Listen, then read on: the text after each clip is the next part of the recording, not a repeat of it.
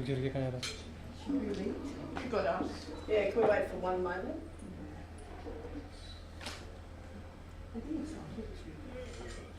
Is it three? Just We've got 30 seconds to wait? Yes. We can do that. do some breathing. I had this lady talk to me about hugging, which is great. And you hug everybody and you do everybody else's endorphins. So all you have to do is just push record in a minute.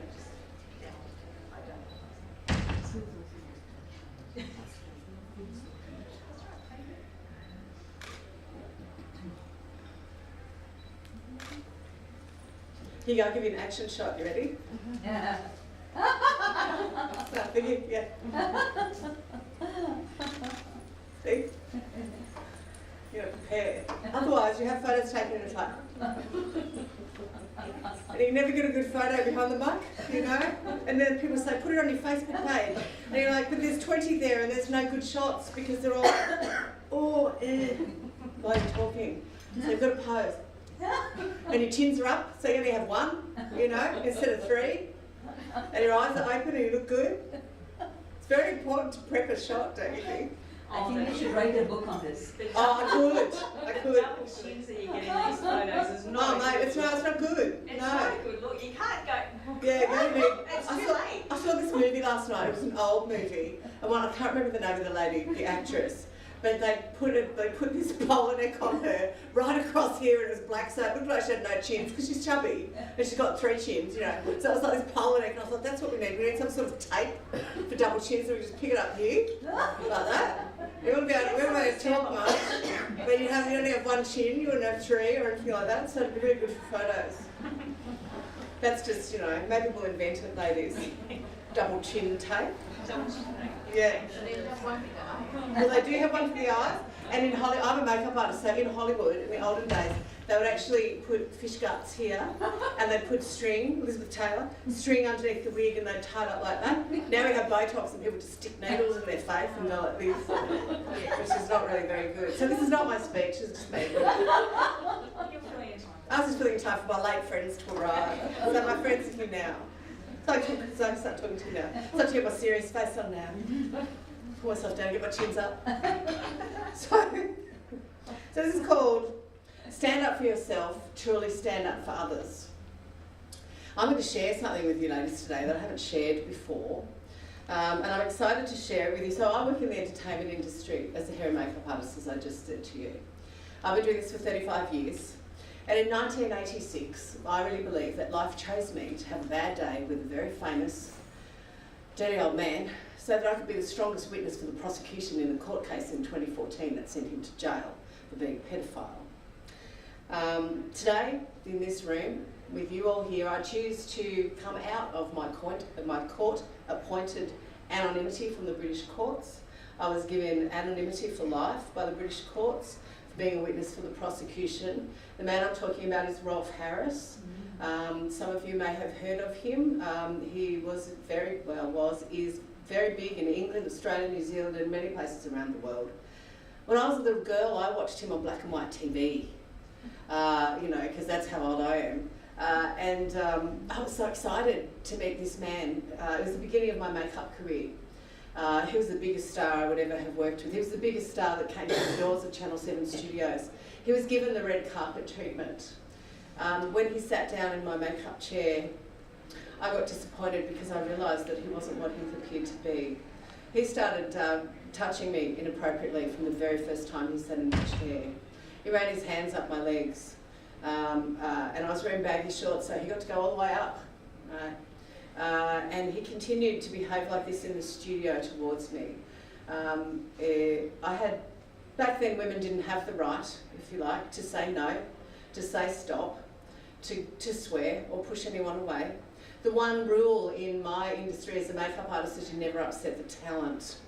Because if they decide to chuck a wobbly, which basically in Australian means be a brat and walk out, that will cost the television station thousands of dollars. It would have cost me my job, my career. It could quite possibly have affected the career of everybody in the room. However, this was not done in private. This was done in a room full of men, my peers, the people I worked with, this was my workplace. Every time I went up to powder his nose or to wipe the sweat off his face, he touched me. I had a big belt that hung off my shorts. He would grab the belt so he could pull me towards him with his crotch, right? The director, who was his age, he was talking about him and me, well, not to me, but about me and about my legs. I'm wearing a dress today so I can see my legs, right? They looked much better when I was 23. But they talked about me like I was an object. I had nothing to do. I couldn't say anything at all. At the end of the day, after being, as the day went on, I kind of got over being, I would know what I was going to do. But what she did do is she gave me a message that had been passed down to her from the men that ran Channel 7 Studios to actually commend me on how I'd behaved and how I'd handled the situation.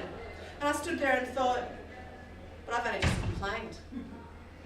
And I then knew that they were all upstairs in the control room, in the edit suite, watching what was happening all day. So I would have been watched being groped by at least 12 men who did nothing. I was unsafe in the workplace. I wasn't left alone. I couldn't do anything. He was egged on by the director, who they was discussing my body, my legs, as if I wasn't even there. So I had no choice. Right. However, this didn't ruin my life. I just had a bad day with a dirty old man. But I didn't keep it a secret. I told my parents, I told my friends, I told a lot of people. I was disappointed. Mrs. Amenez was a star. But he was powerful and he was rich. And you couldn't touch them. You know, no one would believe me, no one would care. If there was another makeup artist waiting to take my job, that wasn't what was happening. However, in 2014, I saw an interview with a young lady who started a court case against him. She was 15 when he groped her. And I watched this TV show and I knew she wasn't lying because I'd looked into his eyes and I knew who he was. You can see people, as a makeup artist, you're close, I'm touching them, I'm invading their space. I knew who he was and I knew who he was to me and I knew she wasn't lying and I knew it was my responsibility to stand up and step up for this woman that I didn't know. Because unfortunately for her, she'd picked a PR agent who threw her to the wolves as far as the press was concerned. And they were starting to accuse her of lying. And I watched this show and I knew that she had been altered and that her course through life as a young woman had been changed because of what this man had done to her. And that's no good. And by staying silent, if we stay silent and we know when other women are being abused, whether they're young girls or whether they're women, change does not happen. So I decided I would step up. So I came forward to the British police and I told them it was my story, a few choice words, the octopus being one of them, and they decided to pick me. I was called a bad character witness, so I wasn't suing him or anything. I was just coming forward to tell my truth and tell my story, to back up the women who were little girls. Because the little girl in me, the 12-year-old that was molested by another man, a long time ago that had her life change and her body image change, was not going to remain silent. No way. It was my turn to do this. So I was prepared. I had to write a letter to the judge to say that if you feel that it was okay for you, judge, to put my name out there in the press so that I would get dragged through the mud all around the world and millions of people around the world that loved him would hate me, then so be it. But I'm still going to stand up and tell my truth. Thank goodness I actually got anonymity because it would have changed my life. It would have ruined my career, which is fine because sometimes things are much bigger than you. It would have affected my husband. It would have affected my son, who was 12 at the time. I would have been inundated by press. It would have been ugly because it was ugly back then because nobody believed that women were right. And all of a sudden, historical cases have come forward. And they've come forward in America as well, which is the Me Too movement. And the Me Too movement started in the entertainment industry with a small group of women just like me who were brave, who came forward and went, this has to be done, this has to be stopped, we're going to tell our stories. So I went to court and that was fun. I got to talk about my knickers and how I could reach up and feel them and all that sort of stuff. And at the end of being on the stand, his lawyer, the last thing she said to me, she tried to trick me with things they say because that's what they do. And I passed everything with flying colours. And I was very confident because I was in my truth. I wasn't telling lies, I wasn't making things up. Some of the other witnesses had been tricked and they'd been found to be not as genuine as they could have been. So I stood there and they couldn't trick me. And at the very end of my questioning, she called me a liar. That really pissed me off. That made me upset and angry. And I know that was her job. And I got off the stand and he was in a big glass cage. And I was told at the beginning, don't look at him, so I didn't.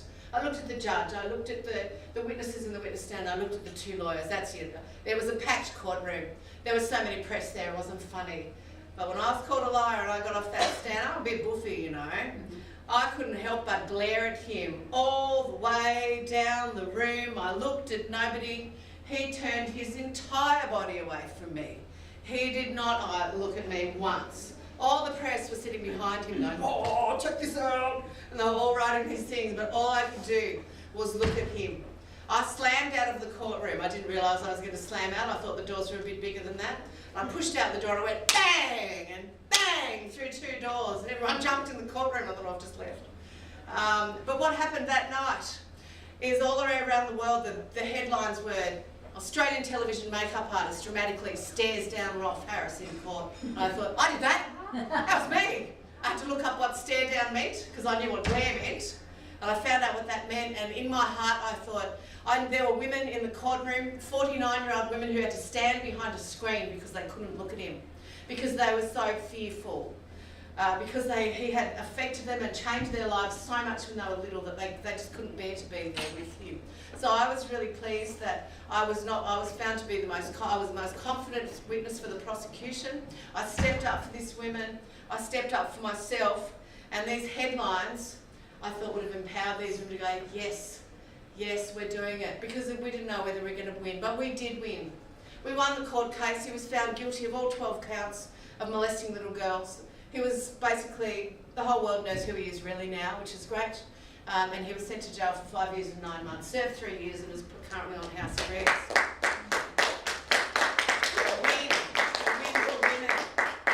The one thing that happened, and the reason I realised that I was chosen by God in 1986 to be the strong woman that I am, to stand up for these women, is I got healed when I was in England, inside the walls of Stonehenge.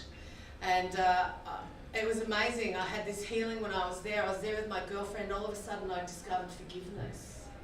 I forgave him. I forgave the men that molested me. I forgave my father for not being good enough and not being strong enough as a father that I needed.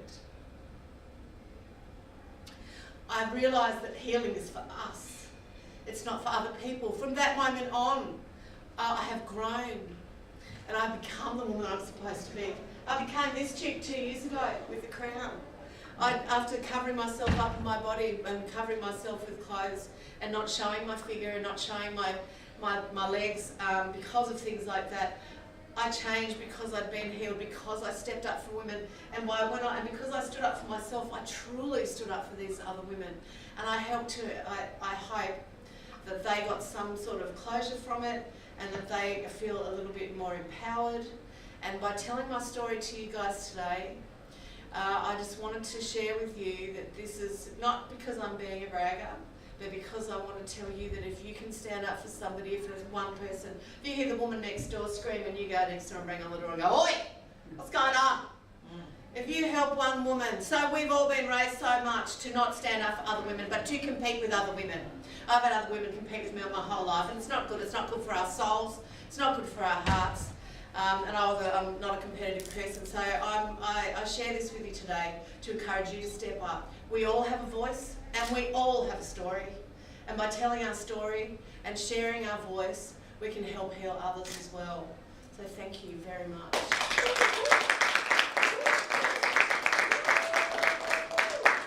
Can I do this now? Wow. Does everybody know my story here? I don't. No? You don't? No. Okay.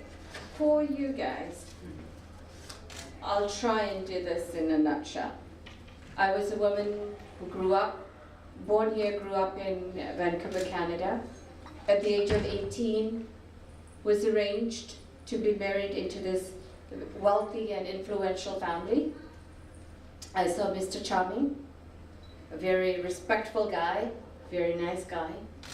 And within days we met, the family met, they spoke for me. And probably a week later we were engaged. I still hadn't talked to him, still didn't know who he was. 2 weeks into that, we got married.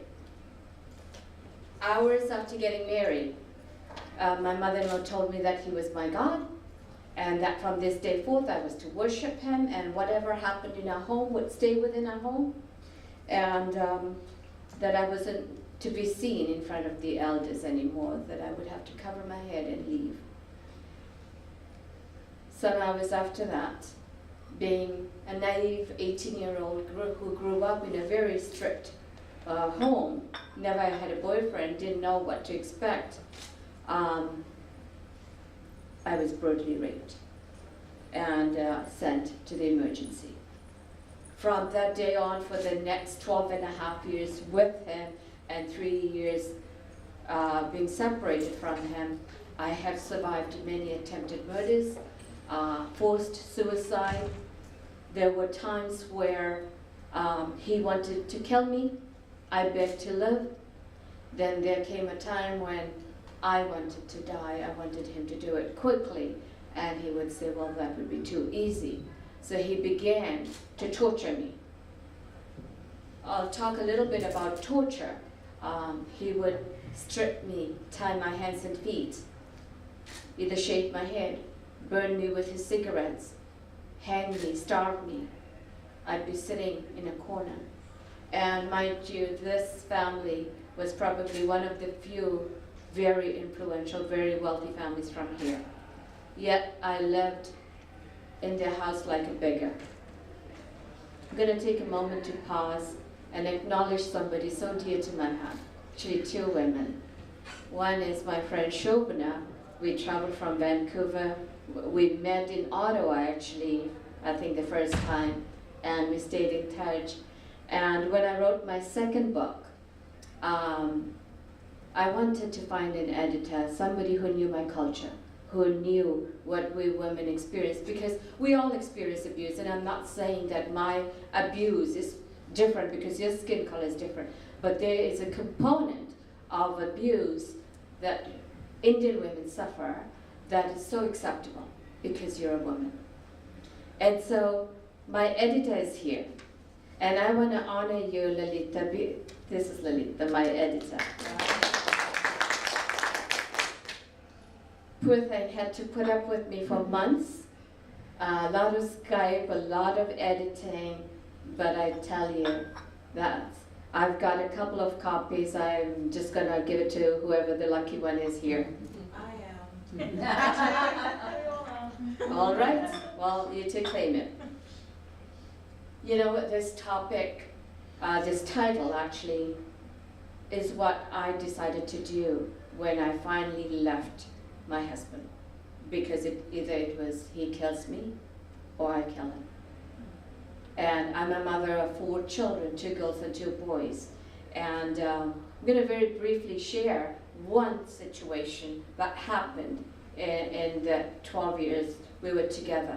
He had brought me back here, and he had taken me a number of times to an ocean. By law, I can't tell you where. But he had taken me there, and it was very dark. No one goes there at night. Very rough. I knew I had moments to live. By this time, I had 4 little ones, and they were in the back seat. I looked back as we neared the ocean. Their eyes were open. They were kind of hanging on to each other. See, they have journeyed here before. And as soon as he stopped, he pulled me out of the car and dragged me. But before I left the car, I thought I could just touch them, or hug them, or do something that they would see my last moment. But they closed their eyes. And so I just waved. And we went to the end of the pier, him pushing, kicking, pulling my hair, dragging me to the end.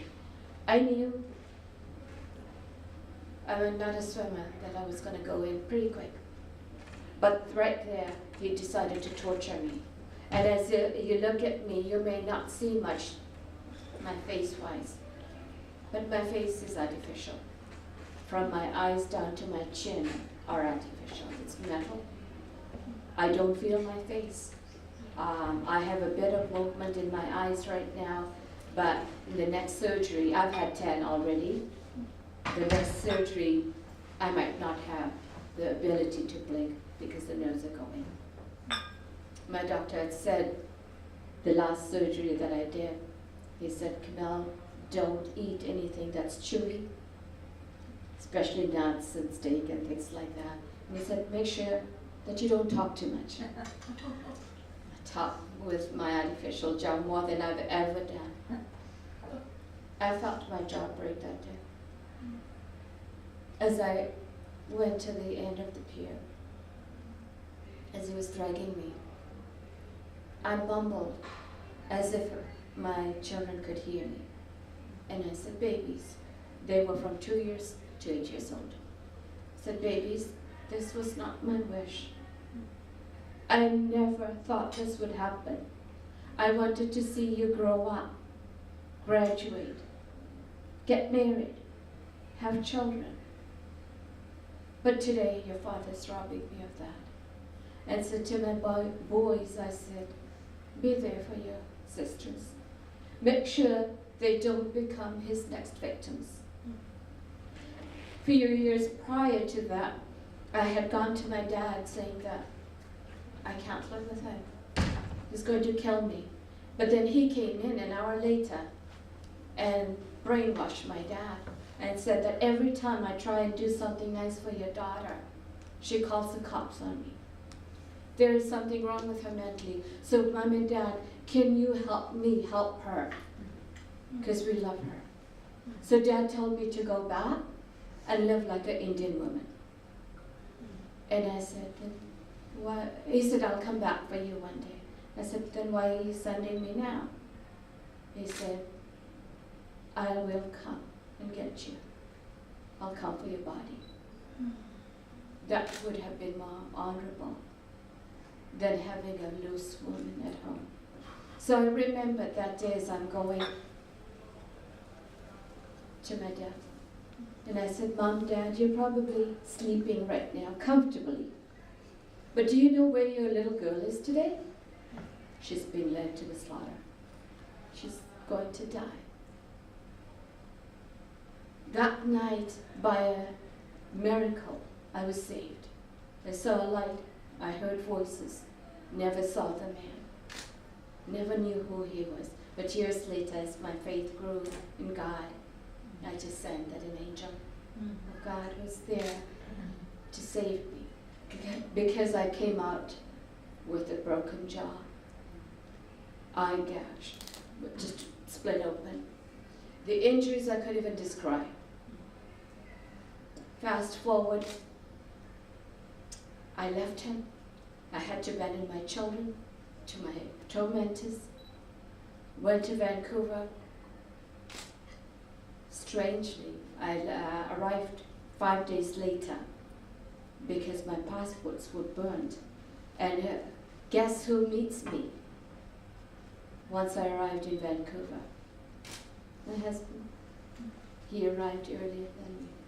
So I became his victim again. He wouldn't get the children from me. This was his way of now torturing me further. So I ran away. I ran away, I stayed in shelters, and I finally got my older two sent to me because they were born in Canada. The younger two, I came back 2.5 years later, kidnapped them. And then I took them to Canada and smuggled them through US into Canada. One of the kidnapped victims, my youngest son, he got married about 5 years ago. Soon after I got married, he said to me, Mom, do you know why I chose this career? I said, no, baby, why? And he said, Mom, I couldn't help you then. I'll help you now. My son went on to be a constable, RCMP, police officer.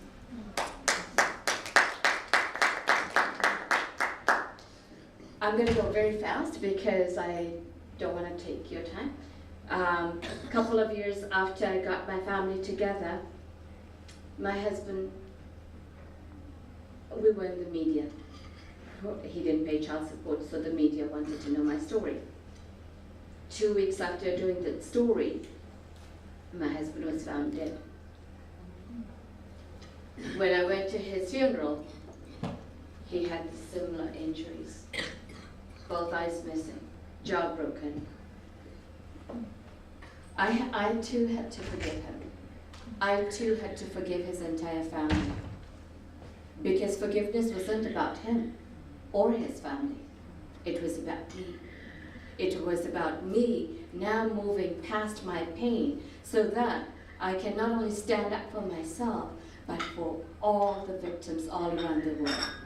And today, as I go around, I'm very sensitive of my face, but this is what gives them hope. And I'm here to tell each one, with a small audience like this, or 1,000 people, is there's hope. And if no one stands up for you, you stand up for yourself, because there's a reason you didn't give up then. There's something in you that keeps you going. Our silence, if we keep quiet, our silence will enable the abuser. They somehow think that either we like it or we deserve it. And so, as I leave, this is my last talk, I'm leaving for Vancouver tomorrow morning. If I can leave you with one piece of something to ponder on, is when you are down, when people are putting shit on you, when you just don't want to carry on, just ask yourself one question. What is my worth? Continue to ask, because when you figure it out, do it, because you are worth so much more. Thank you.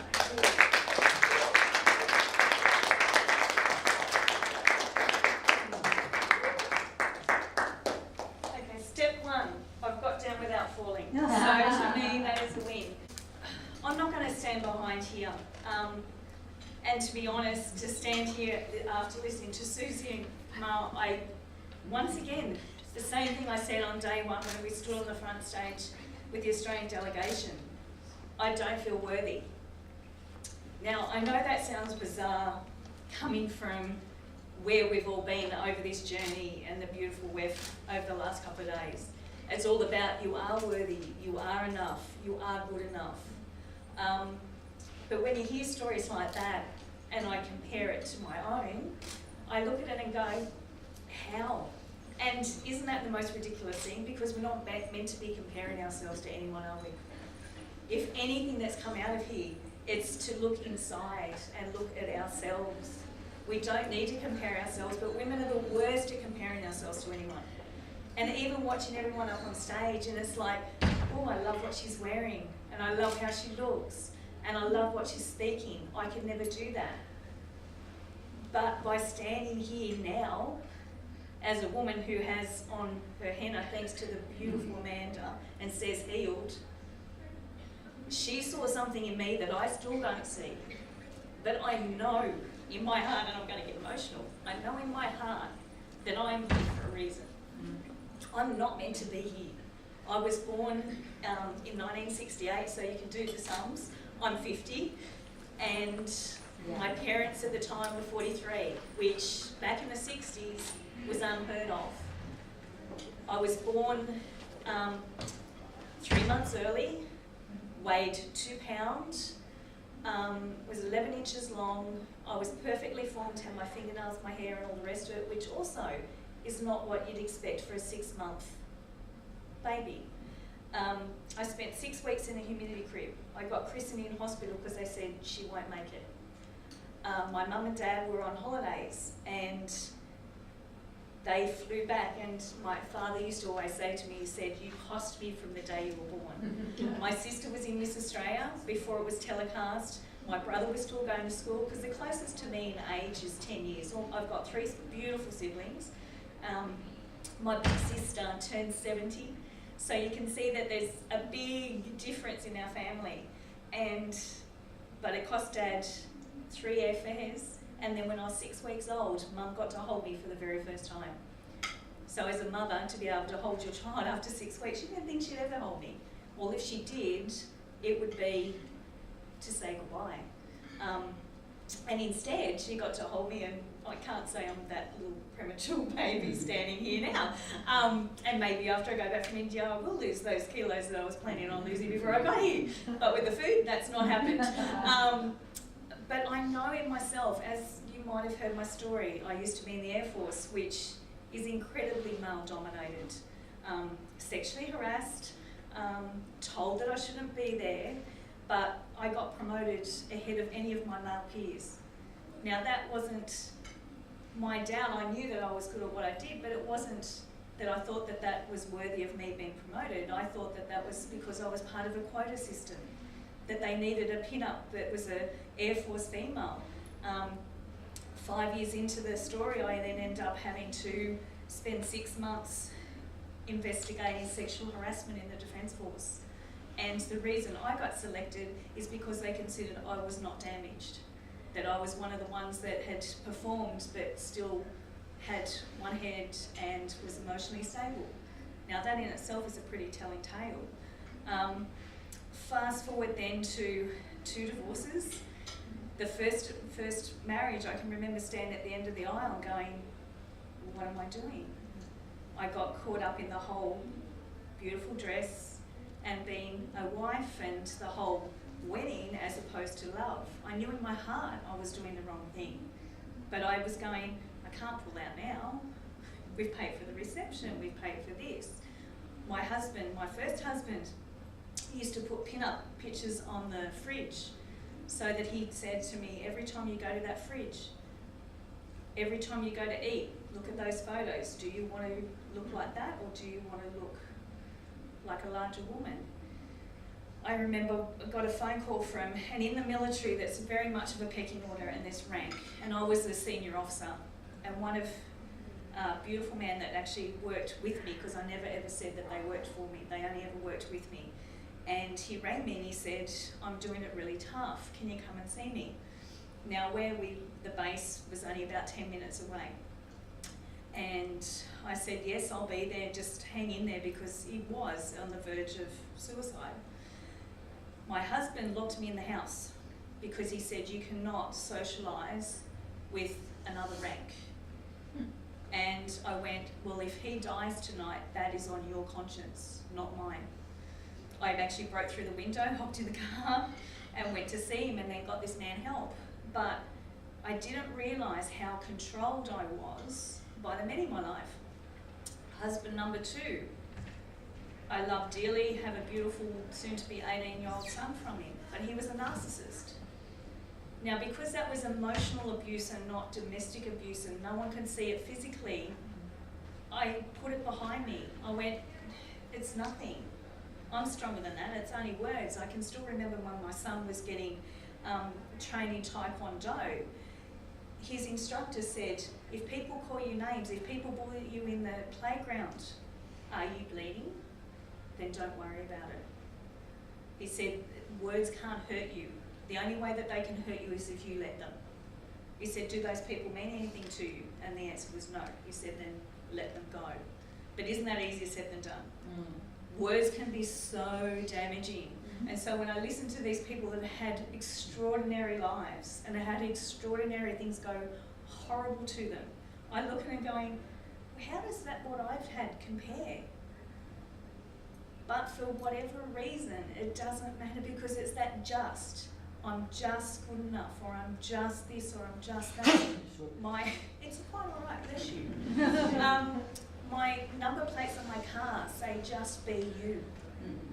Because over this whole journey, my mum, when she passed away, and I sat by her side for 2.5 weeks, and the thing that she said to me was live without regret. That was my wake-up call. She knew I wasn't living my life. She knew that I was living with a narcissist. She knew that I was being controlled and that I'd become him. It was about material objects. It was about money in the bank. It was not about, I'd stopped laughing. I'd lost my sparkle, I'd lost that twinkle. And that wasn't me, that's my dad. And it's funny, I talked to Amanda, you know, the beautiful henna lady. I talked to her earlier, and her middle name and my middle name are the same, Joy. Dad always said to us he wanted all of his daughters to have a happy middle name. and fortunately for me, I got joy. And I remember sort of looking at it and going, there's got to be more. There's got to be something else I'm meant to be doing. And at that start, I registered the name No Regrets. That's my company name. I don't know yet, still to this day, what that name and where that company is going to take me. And when I came to WEF, it was about standing up for divorced women. It was to avoid that whole stigma that you damage goods, that you aren't good enough, that you've failed. To have that judgment removed, to just be a friend, because you get so many labels. You're someone's mother, daughter, sister. You lose who you are. And if nothing you can take away from this conference is to take back you. Just be you. We've had so many things in Australia that's bullying and sexual harassment and whatever, and one of the things that sticks with me is this little girl who used to be the pin-up of Akubra hats and Akubra. And that's an iconic Australian brand.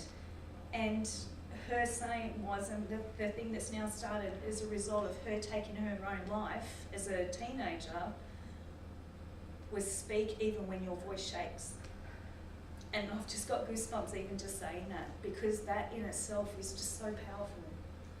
And there's another, my son goes to a boys' school, and this beautiful family, in Australia we've had these lockout laws that have happened because this boy who wasn't drinking was out with his girlfriend in a particular night area in Sydney and got king hit from behind, and he died as an 18-year-old. And then they championed the lockout laws, his name was Thomas Kelly, so they started the Take Care, TK, Take Care Foundation. So they go into places and hand out thongs for girls who were wearing high heels, and then, you know, in the middle of the night that the heels aren't that great, particularly if you've been drinking, so they'd have a safe haven where the girls could go to and exchange their high heels for thongs. And that Take Care then became what they championed. Sadly, because they were so involved in that, their other son then started to get bullied when he went to uni, because those people at the university then thought, well, you've stopped our nightlife. You've reduced the times that we can actually go and get a drink. So that boy then took his life. So this beautiful family lost son number 1 through a king hit, son number 2 because they'd lost their focus on him, and he was the one that was then hurting because he absolutely adored his big brother. They now have a daughter, and to a point they've become anonymous again because they need to heal as a family and look after that little girl.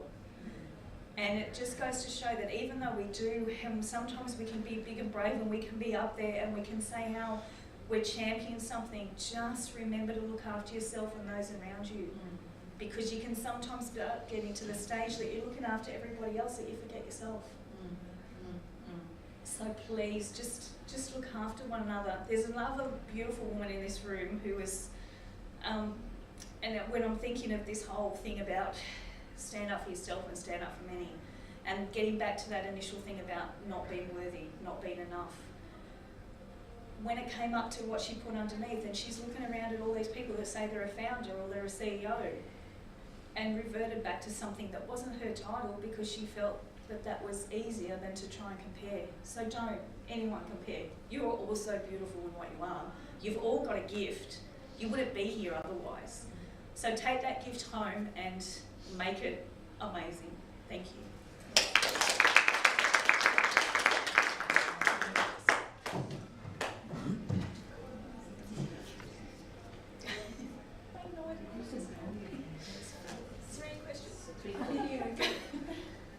I think we have 5 minutes if anybody has questions. Can I cuddle you again? That was the most extraordinary thing I've ever heard. You are so brave. You're the bravest woman I've ever met. What an extraordinary story. I'm so touched to have met you. God has such a plan for you on this planet, babe. Isn't that right? Oh my God. Babe, well, you survived for yourself and your kids, and you got them out. I'm just so, wow, I want your book. Yeah. I just want to take you home with me and cuddle you every day. Take me, please.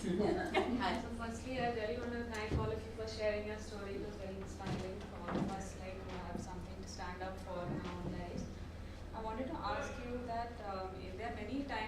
such cases, I mean, I think all of us now with the Me Too movement, a lot of people are speaking out for themselves in cases. Now there are a lot of these cases where, you know, the person who's done something to you or to some other people is also doing like good things, like for, you know, like other people. So a lot of the other people who nothing has happened to are all like, how can this guy have done something like that, because he's also doing nice things for other people. And so it's very difficult to get support in such cases, like from, you know, because people refuse to believe that such a good person could also be bad, you know. So I mean, I just want to ask you, like in these kind of cases, what do you think, like what, of course I want to stand up for myself, but nobody's like willing to support me, because everybody's like, this guy's such a good guy. I mean, he wouldn't have, even if they're my own friends, like my own friends are saying that, you know. So like, I'm like, what do I do?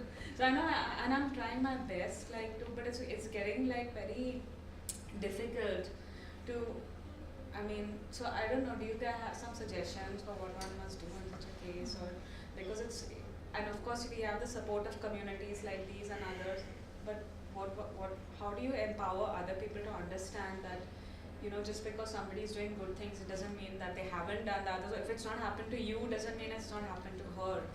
So I mean, can you like guide or advise in such a case? Yeah, I certainly can. Well, you know, the man I helped take down has given millions to charities. Yeah. He's helped people all over the world. He's a respected artist. He's painted the Queen. You know, he's you know, part of the royal inner circle. So big, huge man to take down. But sometimes when you come forward with your story, you will find out that there are other women who have a story too. And there were women all around the world that came forward once somebody was brave enough to come forward with her story about this man. And it just happened to be the right time that the British police decided they were going to go for him, and they were going to do it in a big way, and they did. They sent police out to Australia to interview my friends of 35 years ago. They made a case that was ironclad against him. He had his whole reputation of a lifetime destroyed. If you just start talking, darling, there will be other women there. Right? Don't worry about your friends. If they're not going to support you, they're not the ones that you need by your side. You need to find your tribe, and you will. You just stay strong in your heart and you believe, because you're not going to be the only one, all right? There will be others there. We believe you. Yeah, absolutely. I hope that helps. You just got to be brave, and you are brave because you just stood up and told us. Yes. So well done. People in my circle, my friends, my family used to tell me, you are so lucky to have a man like that. Lucky? No. You know what? You stand up for yourself, because no one's going to do it for you. And once you do, like my friend has said, there will be other women that will come. You lead. Yeah. Someone has to lead, and that probably that role is yours. And you started leading right here in this room. And there's some amazing women in this room right now that you can connect with, and we stay connected, and we can help support you through. All right. And I don't know if it's someone that you live with or someone you work with. I can only speak from when I first told my family that I was leaving my husband after 17 years. I had a 12-year-old son, and my brother sided with my ex. And my brother said to me, you must, and my brother's very religious, and he said, you must stay with your husband for your son, and you must stay with your husband. He's a good man, give him a second chance. My husband is a good man, not a good husband. He doesn't, and I checked out of that marriage a long time before I actually did it, because I went, have I tried hard enough? Is it me? Am I just imagining this? How could I possibly do this? I won't be financial without him. He used to stand up in public and at the top of his voice yell out, I love my wife. Everyone used to think, oh, how much he adores his wife. Well, he didn't show it. And now that I've gone, oh boy, does he know what he had. But I didn't want my son to have that as the role model when he got married. Because he is the one that when things were going pear-shaped and I went, I don't know how I'm going to pay the bills, I don't know how to do this, and he goes, Mum, I've got your back, you've done the right thing, I've never seen you happier. By you being true to you, it doesn't matter, and that's why I started this Divorce Sister, because I hated the fact that a woman who is smart, who is intelligent, who has so much to give, is a shadow of herself because someone is trying to keep her head down. And I lost friends. I still have lost those friends, but now they are starting to see what I'm doing. They are starting to see that I'm in India, and they go, oh my God, she's not broken. We thought she'd be lonely, and we thought that she'll regret the fact that she ever did what she did, and we'll go racing back to him. Well, guess what? I'm the best version of myself right this minute. Resonated both your stories because I'm from India, and she mentioned about this whole thing about, you know, like, and you mentioned that when you don't see the abuse, like it's not like, oh, it didn't happen, it hurts like to other people. And I was married at some point as well, and the same thing happened to me. Like there was some emotional abuse, and it was like, because it was a love marriage or whatever in India, so it's like he wasn't from my same community, you know, like how it is like, I told my parents I want to marry this guy, you know, and then the thing is that like, if he doesn't belong to like where so the thing is like, sorry, it's I'm just getting emotional talking about it, but I want to talk about it because I haven't ever spoken about it publicly. But I feel that it's like so difficult from when you're in India to defend the fact that, you know, I married this guy because I loved him, so no matter like whatever's happening, you just want to say, okay, you know what, like I won't tell my parents because I chose to marry him, and it's not, and it was against their wishes and everything. So like all the like emotional abuse and stuff, just like say, okay, but he still loves me, because we'd cry after that and be like, no, but I really love you, and I didn't realize that I was like a victim until actually I had to like wait till something like he also cheated on me, and then I actually felt like this is like a legit reason for leaving the marriage, but because people would understand cheating, but they don't understand emotional abuse. No. And unless it's like and he's like, it's not, why are you being so dramatic, it's not like you're bleeding, you know.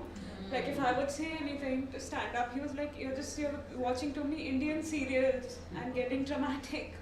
But so I won't understand, so it was like a typical case of like gaslighting, where like the big guy tries to tell you like, anyway, the point is that I did finally get a divorce and I chose to speak up, but everybody, like she was saying, everybody in my family was saying, he's such a sweet guy, why would you want to do that? It's a stigma in Indian society more maybe than other countries.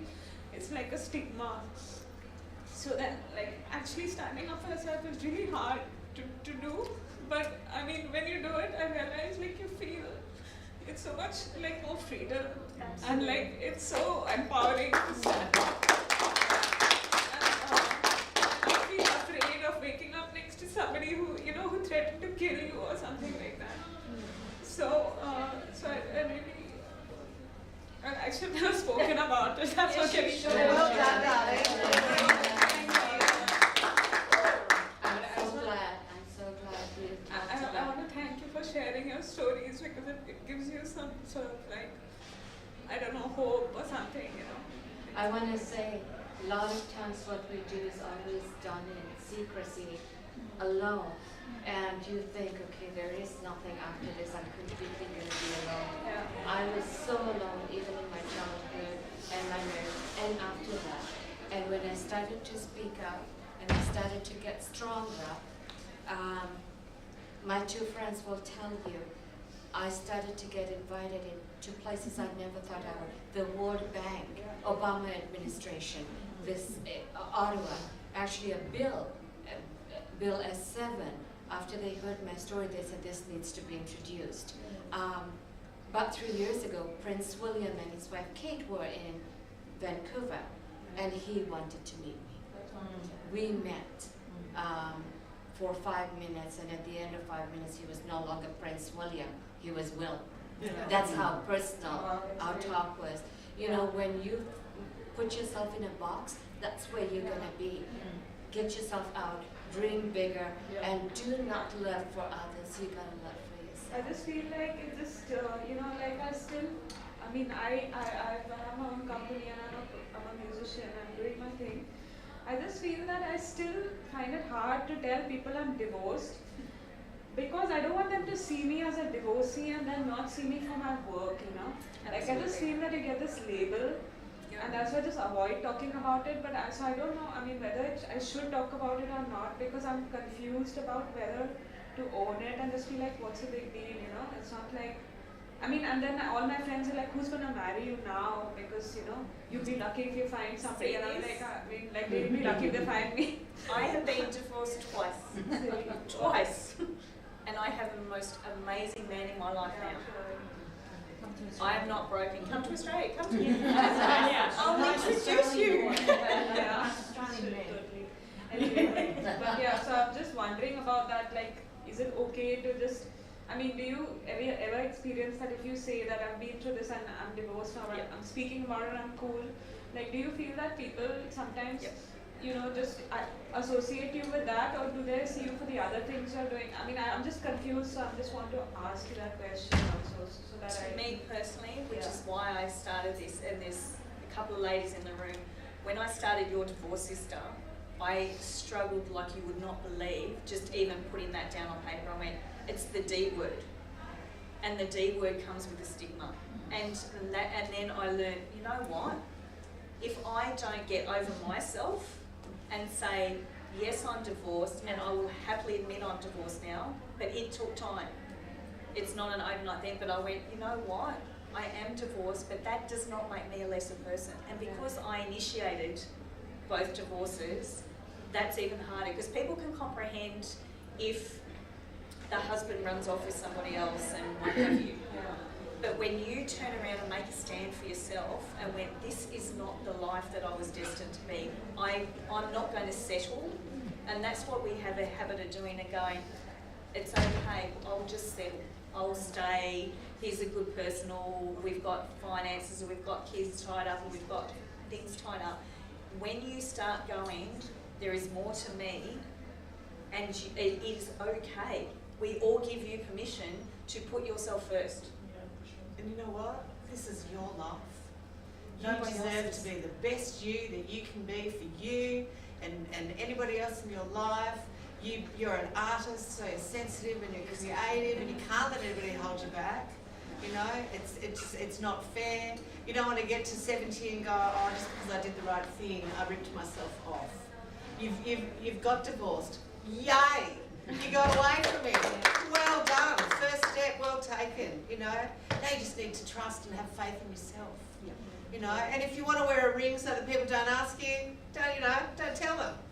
You know, if it gets in the way, wear a fake ring. Women have been doing it for centuries. You know, my grandmother, she was a, no, I won't get into that, but she wore a ring her whole life, and she was never even married. She was a war bride, you know, she had a baby out of wedlock.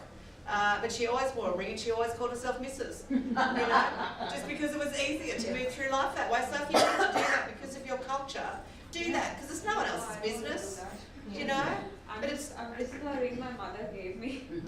yeah. Which I But wear, which I don't care what other people think. Yeah. Find the tribe that care and love you for who you are, not who you've been. It's much better for you to be the you that you're supposed to be now than be miserable with a husband just because it makes everybody else happy. Yeah, exactly. I'm still single. And that's okay. And I'm so happy. You know, I work, speak, and travel with men often. Yeah. And I find that when I'm speaking, men want to be my rescuers. They just want to, and they don't want to come close to me because they don't want to hurt me anymore. And so I find that, and I'm just too calm, right? I don't mind. But, you know, when you get confident, you will attract that. Thank you. I was divorced at 34 with 3 young children. Really hard, really hard. Same thing, you know, everybody thought I was in a perfect marriage. Years later, I've remarried a wonderful man. And so just, it happens. Get photos done. But just stand strong. Maybe you'd stand in front of our thing.